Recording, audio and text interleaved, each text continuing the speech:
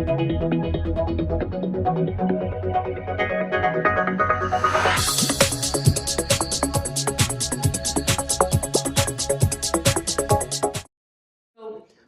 are very pleased to have our keynote speaker with us today.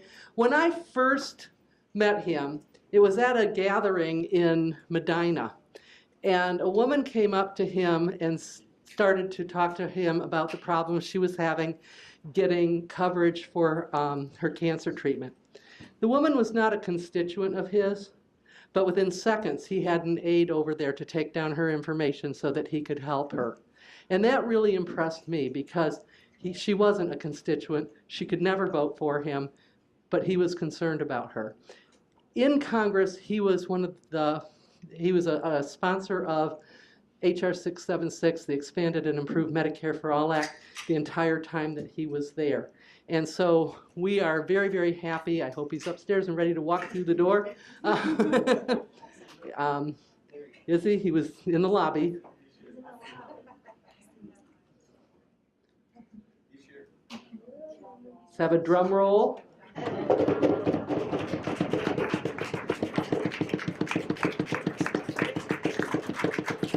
Dennis Kucinich.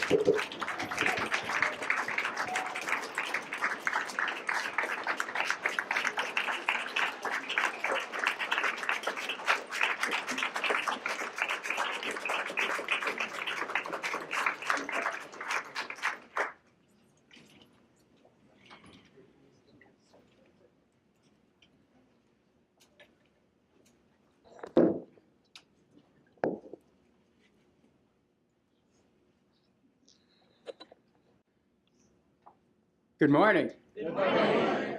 Is this on? Testing? Yeah. Can you hear me? Oh, yeah. Okay.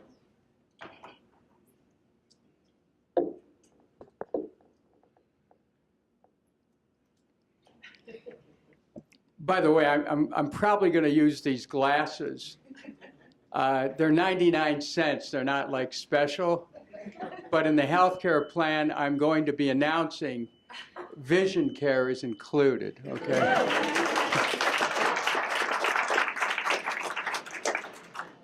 So I want to thank each and every one of you for your commitment to expanded and improved Medicare for all.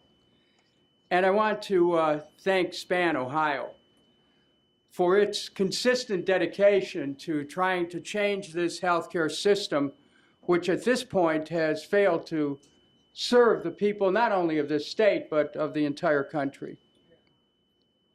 So today I'm announcing what I call the principles for an Ohio Care Plan for 2019. Healthcare ought to be a basic right in a democratic society. The affordability and availability of healthcare is essential to the quality and the length of life. Any society worthy of the support of its people ought to provide health care for all.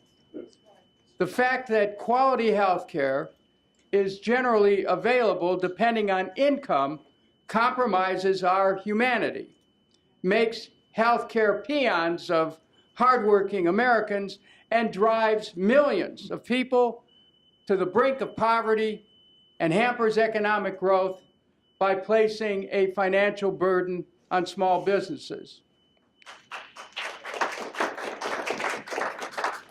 Imagine a healthcare system which contributes to the health of all of its people, the prosperity of its businesses and industries, and is not hamstrung by insurance companies. I know about the healthcare system, not simply because years ago I worked in it as an orderly, then a surgical technician, but because I was a frequent client of it as I struggled with Crohn's disease for the first 50 years of my life. I had frequent surgeries, life-threatening crises, frequent cases of painful inflammatory episodes controlled only by large doses of various pharmaceuticals. Pain was my constant companion. I imagine that today my journey would cost the healthcare system several millions of dollars. But in 1995, I took a different path. I took charge of my own health. I changed my diet to vegan. I added Chinese herbal medicine. Today, I'm no longer afflicted with Crohn's and enjoy the greatest vitality with no emergency visits, no pain, and no financial burden from copays and deductibles.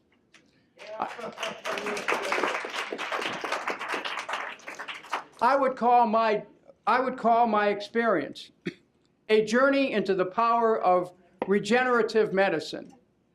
And it is not my journey alone. It is a journey being taken by millions of Americans who are striving to take control of their own health, their own lives, their own destiny. I know from my own experience in changing my diet that one does not have to face deteriorating health with age. Consider today that the most common non-communicable diseases such as heart disease or diabetes are complicated greatly by poor nutrition. It is apparent that we need an integrated public health policy that not only addresses how we provide and pay for health care coverage, but ensures that people know how to take care of their health, including nutrition education, access to healthy food, reducing exposure to toxic pollutants, stress management, and a host of options which lead to improved health, cost efficiency, and the direction of healthcare dollars to healthcare itself. Yes.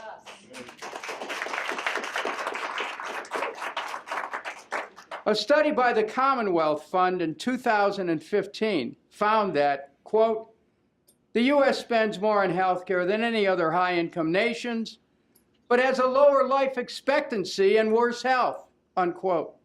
The Commonwealth Fund study determined that, quote, Americans have fewer doctor and hospital visits than people in other nations, outsized spending likely the result of more technology, higher prices for care and prescription drugs, unquote.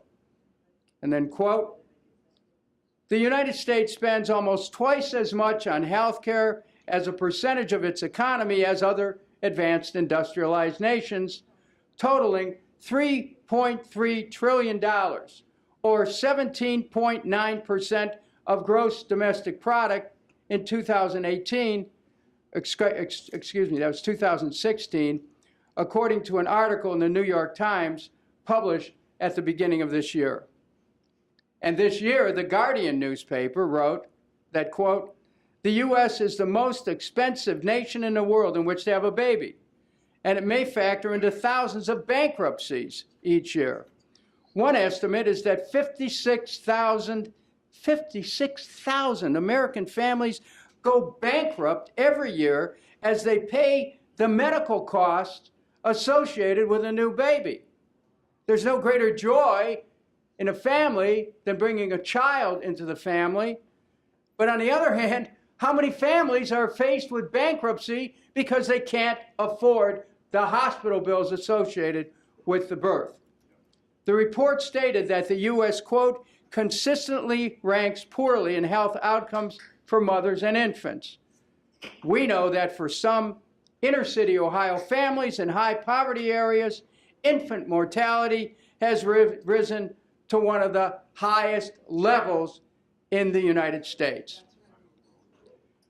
I am proposing an Ohio care plan guided by the following principles, consistent with H.R. 676, Medicare for All, a bill which I wrote and introduced in partnership with Representative John Conyers of Michigan.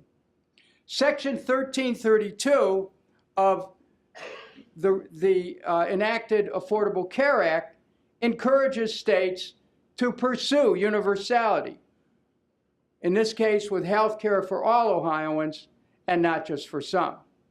So these are some of the principles that will be carried forward by a Kucinich administration. Number one, the system shall be a not-for-profit, single-payer system.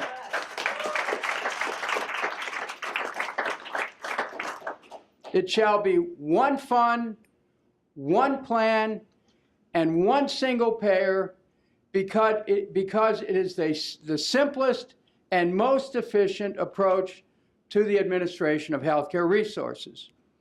Now, this does not mean government-run hospitals and long lines. It means there will be one agency or organization within the state government paying the bills, with the public enjoying the reduced cost by cutting out the middlemen. Number two, every single Ohioan will be covered.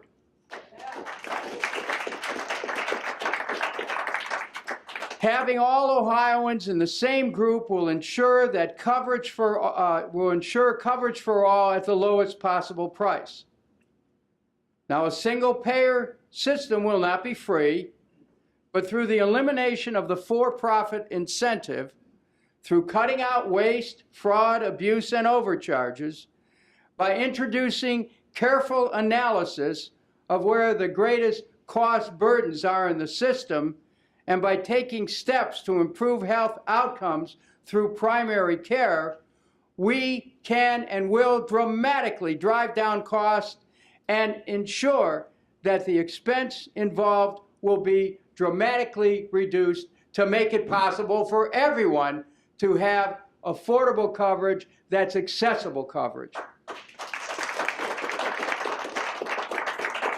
Number three, Ohioans will no longer have to worry about paying expensive co-pays and deductibles to health insurers. Number four, patients will be able to have the doctor of their choice. Exactly. I mean, one of the problems associated with the current system is it denies people that right.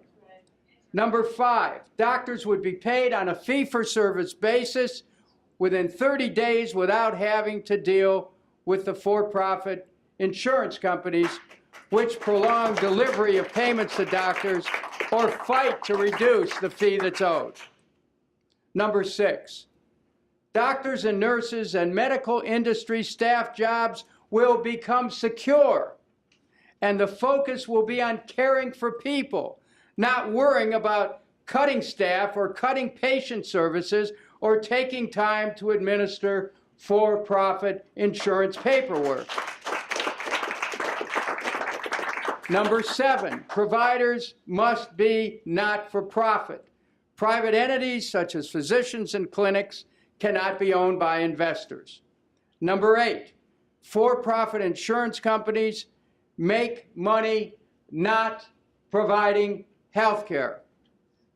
In a not-for-profit system, health care dollars will be spent on health care.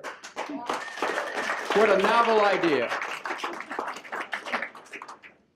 Number nine, for-profit insurers will be able to sell insurance to provide coverage for anything that's not covered, but in Ohio Care, under no circumstances will they be permitted to duplicate the services that are available under Ohio Care.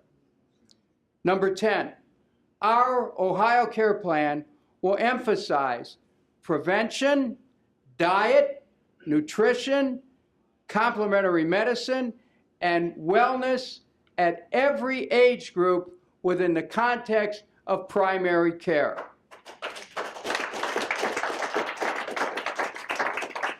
Number 11, system funding will be based on principles of healthcare cost analysis and efficiency. Here's what will be covered under the Ohio Care Plan, which I am presenting today. All medically necessary care, including primary care, inpatient care, outpatient care, obstetrics, prenatal and postnatal care, reproductive health care, emergency care, mental health, vision care, auditory care, including hearing aids, podiatric care, addiction treatment, diet and nutritional counseling, and complementary medicine, including acupuncture and chiropractic service.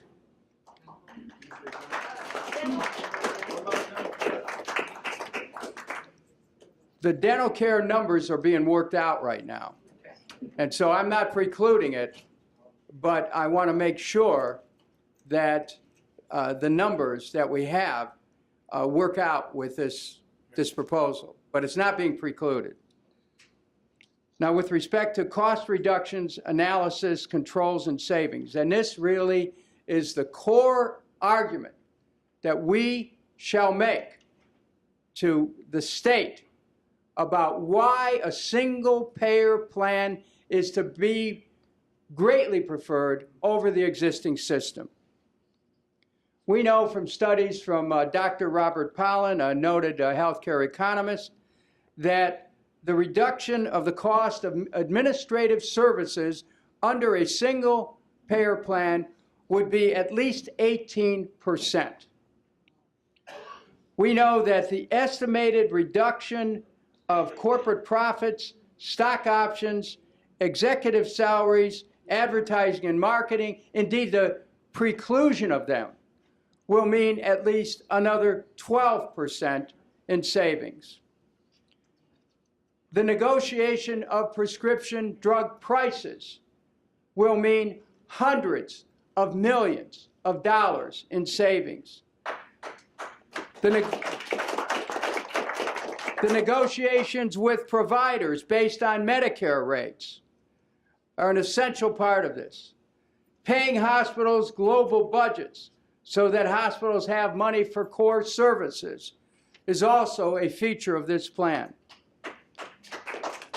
Now, if you talk to anyone who's involved in medicine, they will tell, and especially who's involved in analyzing the cost of healthcare, they will tell you that markups for various goods and services now range between 300 to 400%. We will eliminate such markups. Now, there are other benefits with a single-payer system and this plan, which I am bringing forward, that it will mean reduced insurance costs, which will give Ohio a huge advantage in attracting jobs. This is an economic imperative for the economic health of our state.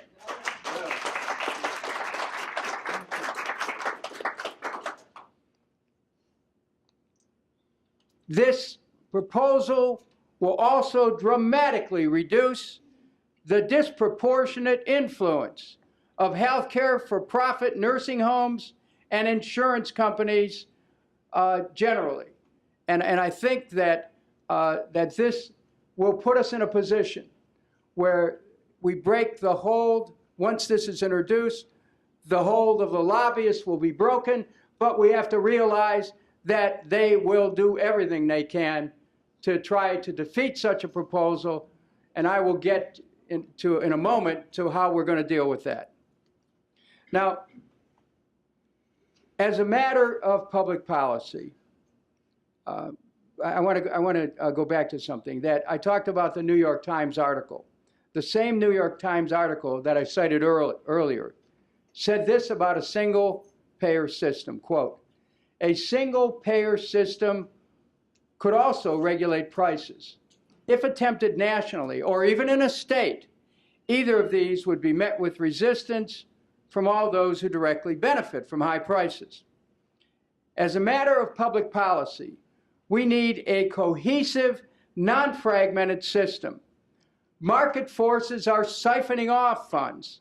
The Ohio Care Plan will pull all systems together, dramatically reducing costs while significantly improving outcomes."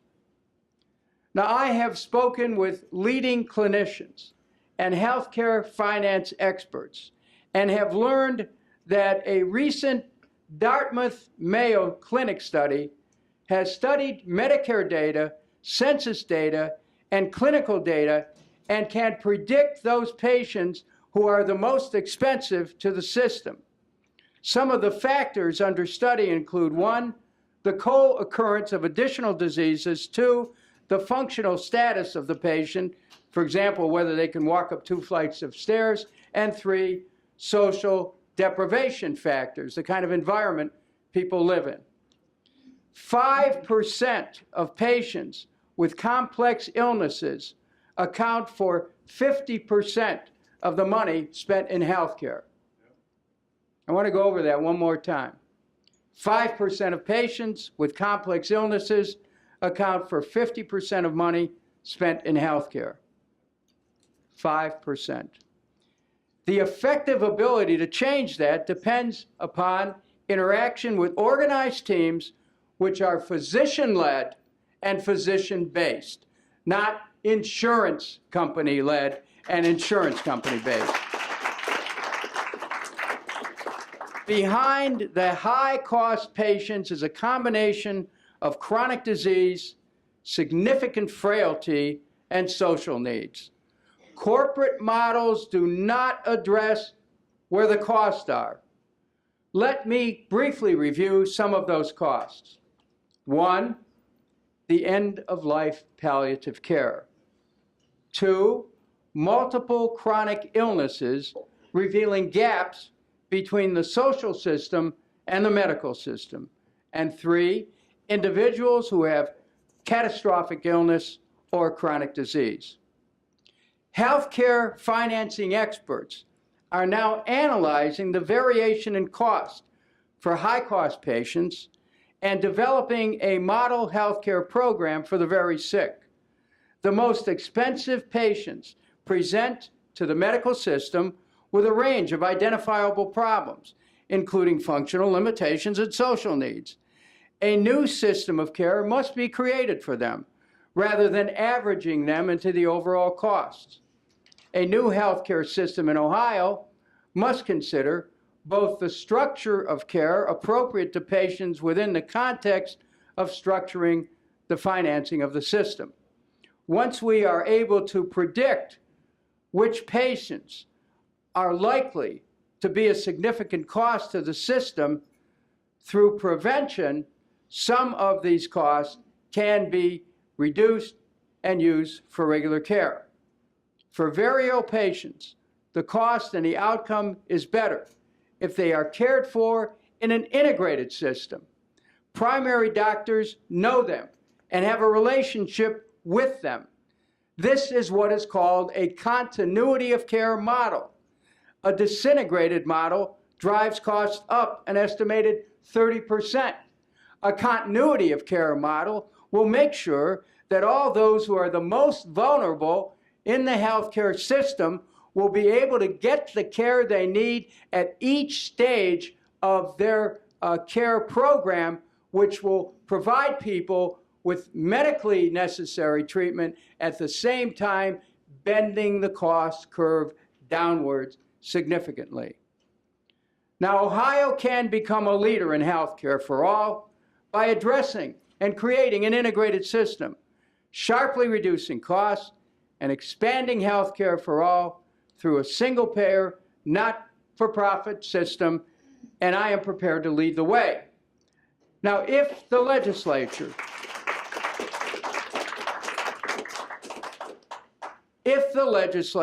despite our best efforts, will not enact such a plan in 2019, I will be prepared to take it to the people and take it to the ballot in the 2020 presidential election.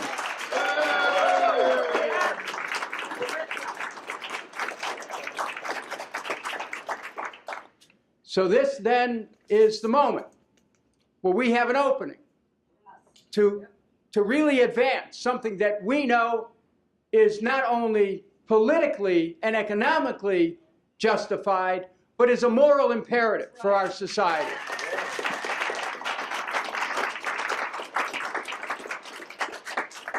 And in order to do that, there must be leaders ready to challenge the status quo. There must be leaders ready to take on those interests who have denied the health of the people of Ohio in favor of a for-profit system.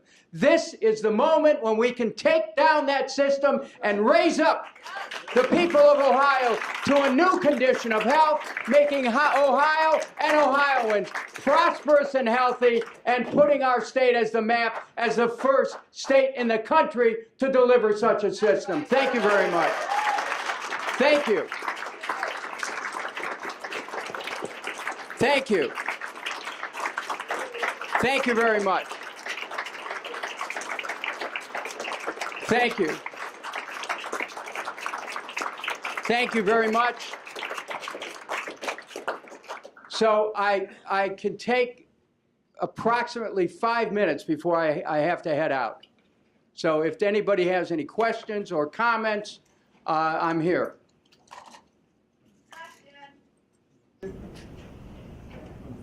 What are you going to, is there a way, and I've asked Dr. Ross this, is there a way that right now we could cover everybody just by doing away with the tax break the companies get? So if Ohio would do it by themselves and get the tax break money. The tax break money nationally is roughly $250 billion.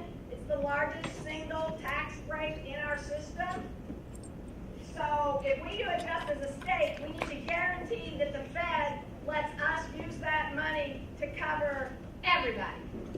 Address that? Well, you're right. The system in this state has taken the wealth of this state and accelerated it upwards through various tax break schemes. I'm prepared to systematically review every single tax break to create a state tax system that is fair to all, where the resources of the state are available to all the people, not just some, at the expense of the many.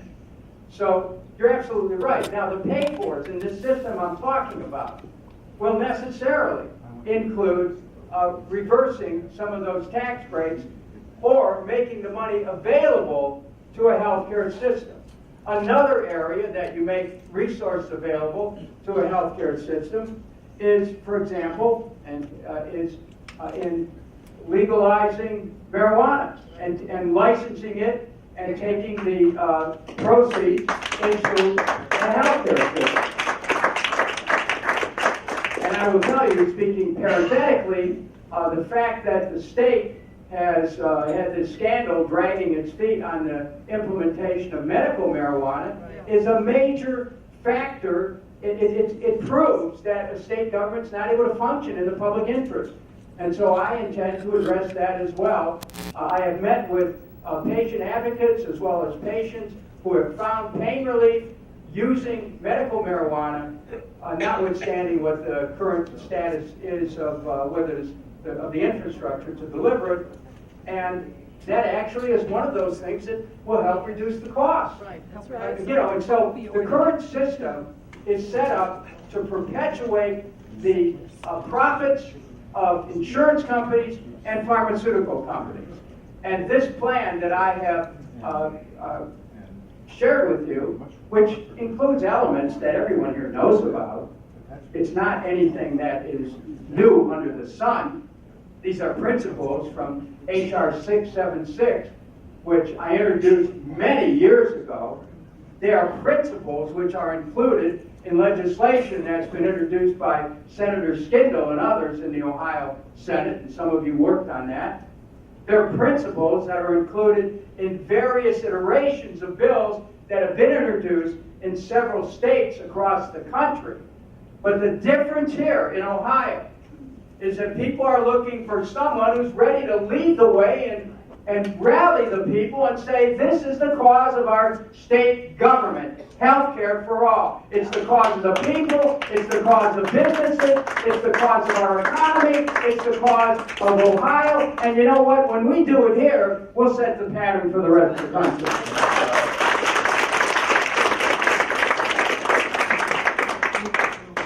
Okay, go ahead.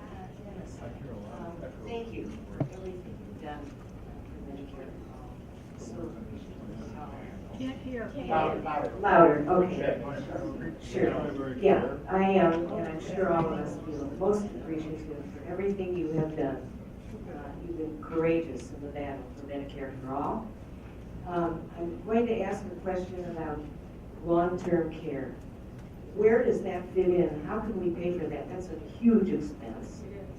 I know, because my mother, all her money went down the drain paying for help, and then she had to get on Medicaid to get to a nursing home. See, the question about long-term care is not a small matter. Now, on a federal level, H.R. 676, long-term care was included. The reason why I have not yet been able to get there is that we're running numbers from different sources of income. I don't want to put something forward that that I don't think we can deliver immediately.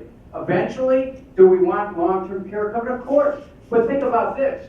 When you put an emphasis on prevention, when you start to look at those people who, and give an intensive evaluation to those people who are the highest cost within the system and provide them with the care they need early on, and you start to bend that cost curve down, then you start to bring in savings that open up possibilities such as dental care, which frankly is essential, because when you don't have proper dental care, it leads to physical conditions which are adverse to health. But the dental care, from what we've seen at this point, would add as much a minimum of $1,500 per capita cost, and could go to over $2,000. I'm not precluding it, but I'm trying to make sure that as I advance this first stage, that I focus on primary care, but I would say that we're working on the numbers, and in concert with the comment that was made there about going after the tax breaks, we might be able to make that work, and ultimately and ideally, we want long-term care to be addressed as well. I have time for one more question, and I'd like you to determine who that will be. Thank you. James, you were next in line. Okay. Dennis, I work at the Arsenal Middle plant in Cleveland, which is the old LTD plant, so Right. Thank you for your help with that. But my question is what do we do about the healthcare services desert that we have?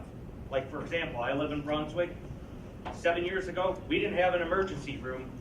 UH partnered with Southwest, they put an emergency room in there.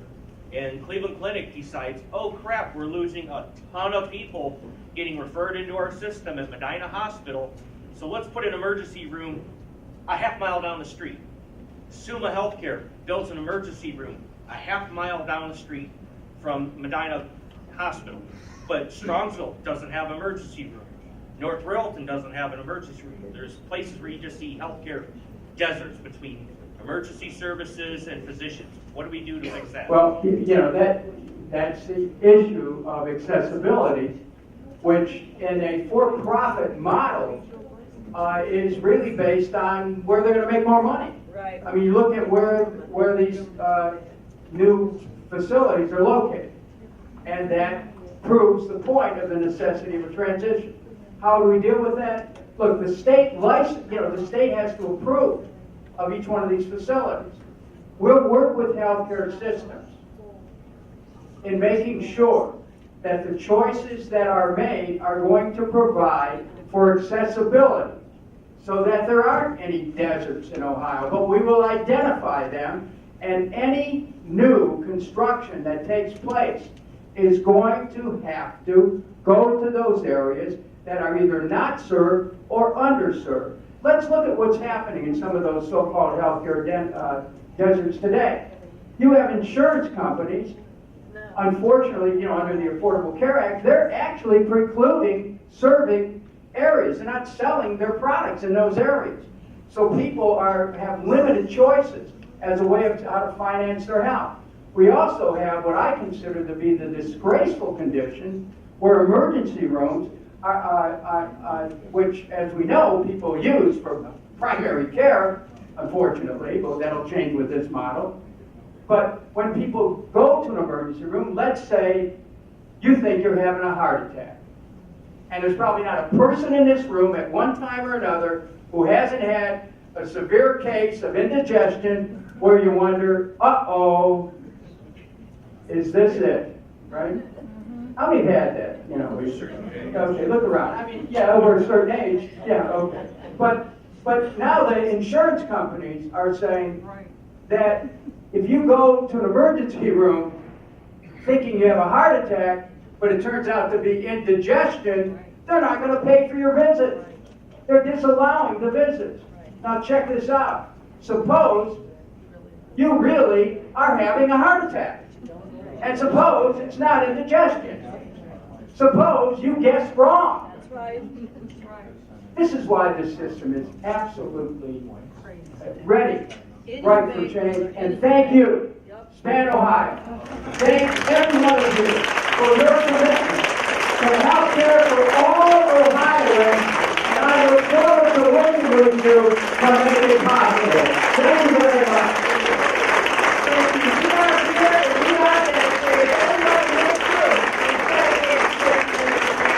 And thank you. And there is something about this date of May 8th.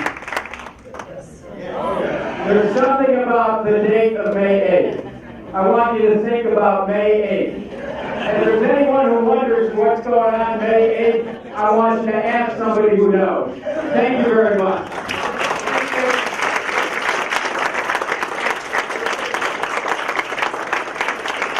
Thank you. Thank you very much. Good to see you. Thanks. You ready?